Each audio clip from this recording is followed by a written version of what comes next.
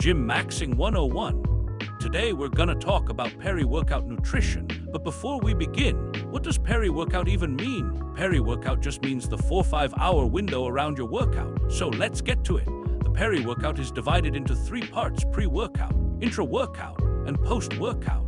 Here's our main goal with these different consumption timings. For pre-workout, our main goal is to top up the glycogen stores and have high energy for our workouts. For intra-workout, we want to maintain a stable blood glucose level, minimize perceived effort, and reduce fatigue caused by long session durations. And lastly, for post-workout, we just want to provide some food to the body for starting muscle protein synthesis. There are 3 aspects to each of these. Let's start with the pre-workout first. Disclaimer though, these are just general guidelines and can vary from person to person. For specific advice, just comment and I'll try to help you out. All right, let's begin. You want to consume roughly around 1 g of carbohydrate per kilogram of body weight, about 90 mins from your workout session. Now, this one is kinda optional, but it's highly recommended. You want to distribute your carbs in a 2:1 ratio of glucose and fructose. This is so we can use multiple channels to increase glycogen uptake in the muscles and also reduce the feeling of bloat. And finally, you want to keep fats and fibers minimal because they slow down the digestion process. If you're having your pre-workout meal way before you work out, then you can increase these, because then the slower digestion will actually help you with having sustained energy for your workouts and not feeling hungry before your workout.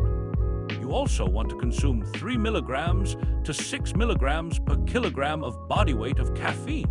Although if you're gonna be working out closer to when you sleep, which I don't recommend doing, by the way, you can skip out on this.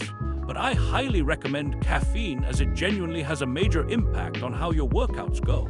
You just want to have it a little before you work out. You could have it like 60 mins prior to let it enter your bloodstream and start doing its thing. Now, for the intra, aim for roughly 30 g of carbs per hour of workout. If you're doing longer workouts like FBEOD, which last for 2-3 hours, go with 60-90 g of carbs to fuel your workout. Because if you don't have some carbs during a long workout, you'll most likely start feeling tired during the end of the longer sessions, which will limit your ability to push yourself as hard as necessary in some cases. Next, you want to have, ideally, an electrolyte mix with all electrolytes and other supplementary BS. But if that's not something you want, then just have a potassium and sodium mix in a 2:1 ratio. This is especially important if you sweat a lot. Otherwise, you can skip this without sacrificing much. Same goes for the next. You can have magnesium malate citrate if you think you cramp a lot and it hinders your performance. Otherwise, I'd just take magnesium glycinate before sleeping to help get better sleep. The main battle's over now. Let's move to post-workout nutrition. There isn't an anabolic window per se, but the sooner you consume something, the better for you.